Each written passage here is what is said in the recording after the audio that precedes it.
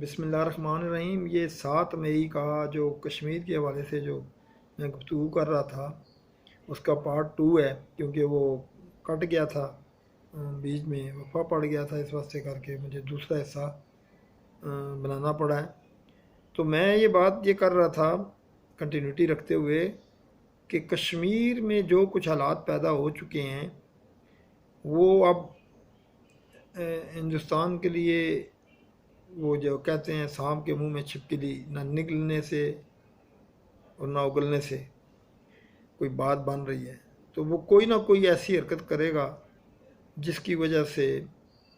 وہ خود بھی نقصان اٹھائے گا اور شاید دوسروں کو بھی کوئی نقصان پہنچانے کی کوشش کرے۔ لیکن میں ہندوستان کے رہنے والے پڑھے لکھے باشعور عوام کو یہ بات اپیل کے طور پر کرنا چاہتا ہوں کہ مودی سرکار کو ہوش کے ناخن لینے کا کہا جائے کہ اگر وہ حق و انصاف کو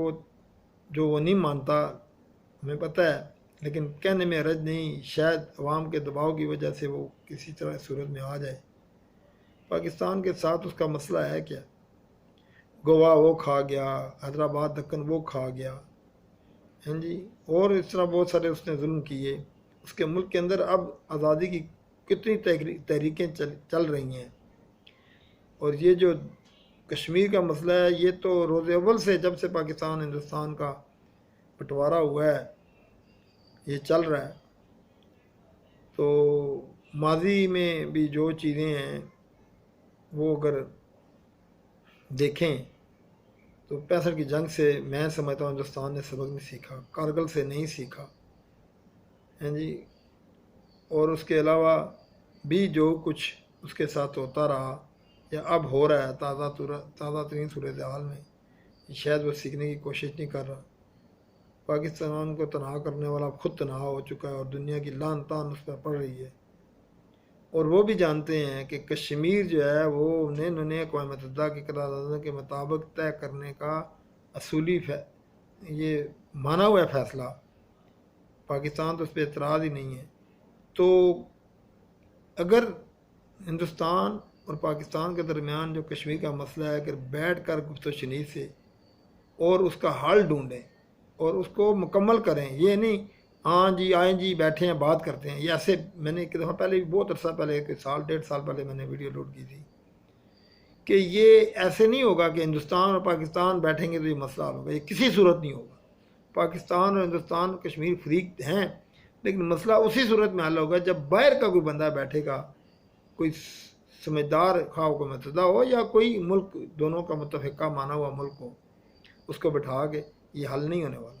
اور یہ حل نہیں ہوگا تو دونوں ملکوں کے عوام جو ہے نا غربت کی چکی میں پستے رہیں گے۔ اب اس بات سے اندازہ لگا لیں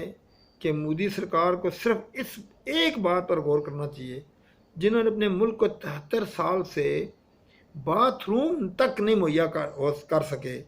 یا اس کے لیے تحریک چلا کر ان لوگوں کو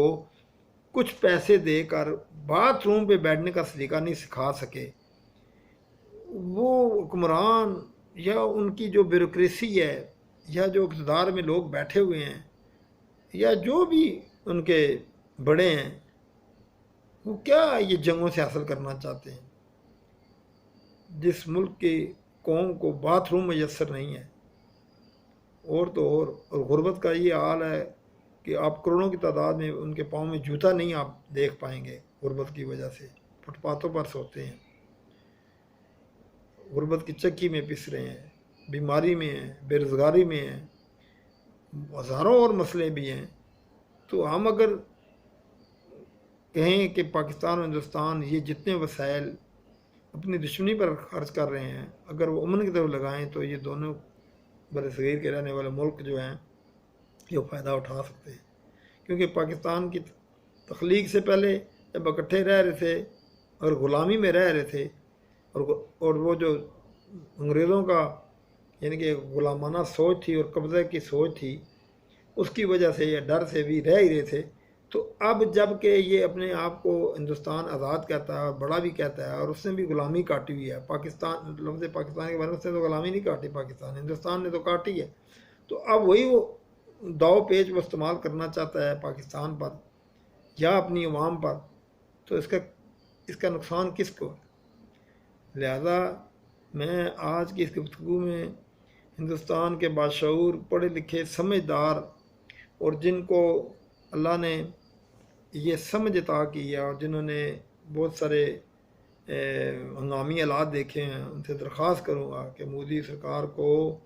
کسی ایسے غلط اقدام اٹھانے سے منع کریں، اس پر پریشر بڑھائیں کہ جو بات ہے بیٹھ کے کرو، یہ مسئلہ حل ہوگا۔ یہ درد سر کشمیر پر قیامت تک بھی اگر ہندوستان اگر اپنی سازشوں میں کامیاب ہوتا رہے، لیکن یہ کشمیر درد سر بنا رہے گا اس کے لیے، تو اپنی صلاحیتوں کو مثبت سوچ میں تبدیل کرتے ہوئے پاکستان، کشمیر کے لوگوں کے ساتھ بیٹھ کے اور تیسرے فریق کو بٹھا کے یہ مسئلہ ہمیشہ کے لیے حل کریں تاکہ اپنی صلاحیتیں دیں۔ اور اگر ہندوستان یہ سمجھتا ہے کہ ہم نے ہندوستان اگر نے یہ سمجھ رکھا ہے کہ وہ اپنی اس طاقت کے ذوق میں ہے کہ قطر کی جنگ میں ہم نے مشرقی پاکستان کو علیحدہ کیا تھا، اور وہ جو اندرا گاندھی نے نعرہ لگایا تھا کہ 2 قومی نظریہ میں نے بحر بنگال میں غرق کر دیا ہے، تو یہ اب وہ بھول نکال دے۔ اس کی وجہ تھی وہ یہ کہ پاکستان اور مغربی پاکستان اور مشرقی پاکستان کے درمیان کوئی راستہ تھا ہی نہیں رابطے کا، جو سب سے بڑا ڈرا بیک تھا۔ نہ فضائی، نہ زمینی، نہ سمندری، کوئی راستہ ہی نہیں تھا۔ ہمیں ہندوستان سے گزر کر وہاں جانا پڑتا تھا۔ 1965 کے بعد کیونکہ یہ ہندوستان چانکیائی سیاست کا ماہر ہے اور جھوٹ پر اور دھوکے پہ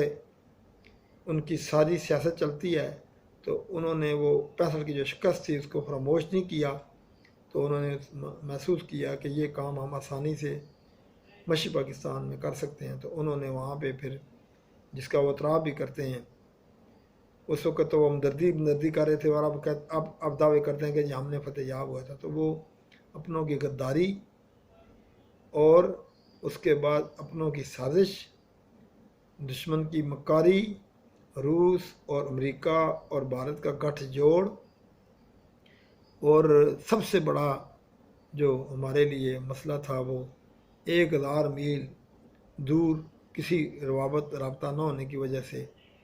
وہ ہمیں دن دیکھنا پڑا تھا اپنے روزگاروں کی وجہ سے۔ اب ہندوستان نے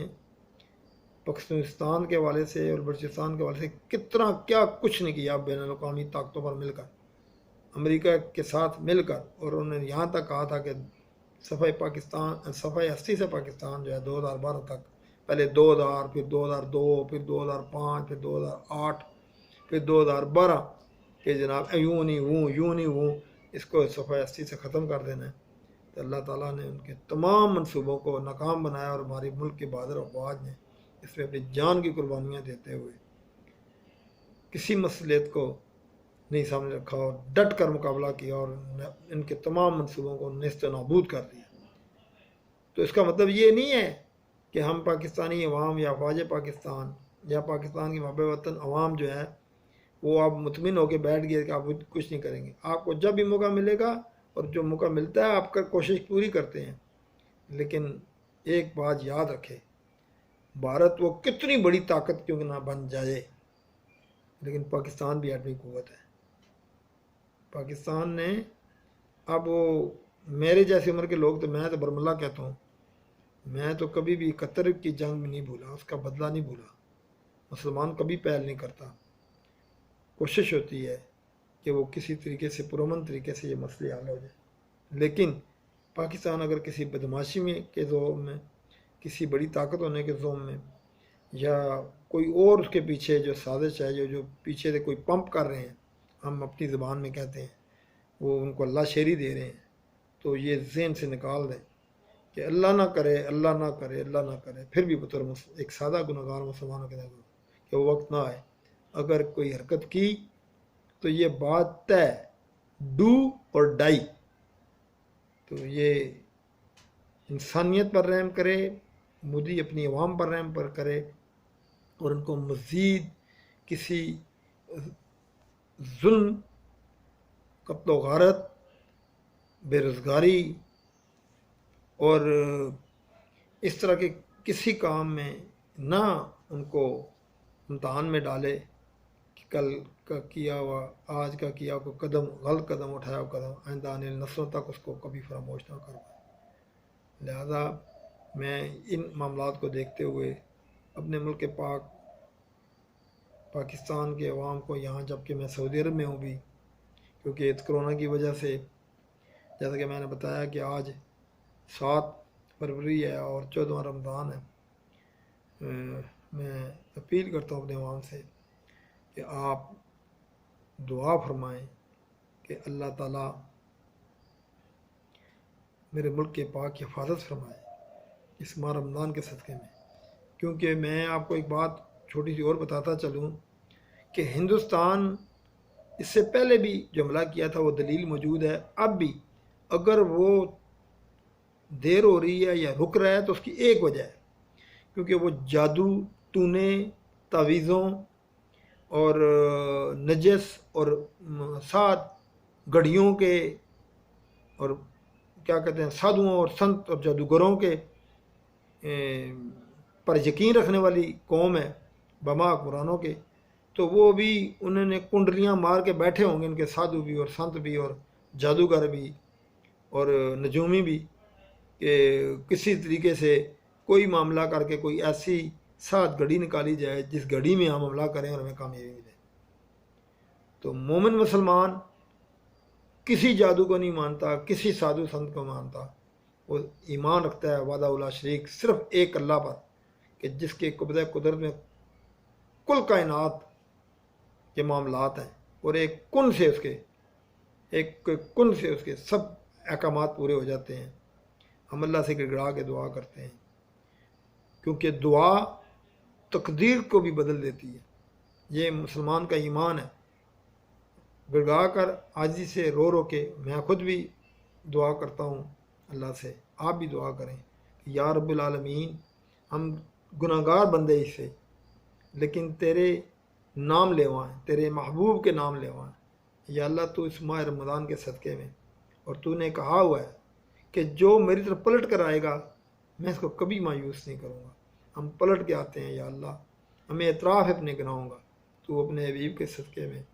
اپنے جلال ہونے کے صدقے میں، یا اللہ اپنے رحمان ہونے کے صدقے میں میرے وطن عزیز پر رحم فرمانا، اس کی حفاظت فرمانا، دشمنوں کی تمام چالوں کو پہلے بھی تو نے ناکام بنایا یا اللہ، اب بھی ناکام بنانا، اور میرے ملک پاک کی حفاظت کی پاکستان کو وہ قوت جرت ایمانی عطا فرمانا کہ جو 313 کو جنگ بدر میں تو نے عطا کی تھی اور غیب سے مدد فرمائی تھی، اور میرے وطن کے رہنے والے وہ کسی بھی مسلک سے ہو، طبقہ یا فکر سے ہو، یا اللہ ان کو اتحاد و اتفاق عطا فرمانا، اور اگر خدا نہ کرے وہ موقع آئے یا اللہ تو مجھے اور ہم سب کو وہ ہمت و طاقت عطا کرنا کہ ہم سیسا پلائی دیوار بن کر تیرے ایمان کی روشنی میں یا اللہ دشمن کے دانت نہ صرف کھٹے کریں بلکہ عالم دنیا میں اسلام کا نام بڑا کریں۔ وما علینا الا البلاغ۔ بہت بہت شکریہ یا رب العالمین، آمین، السلام۔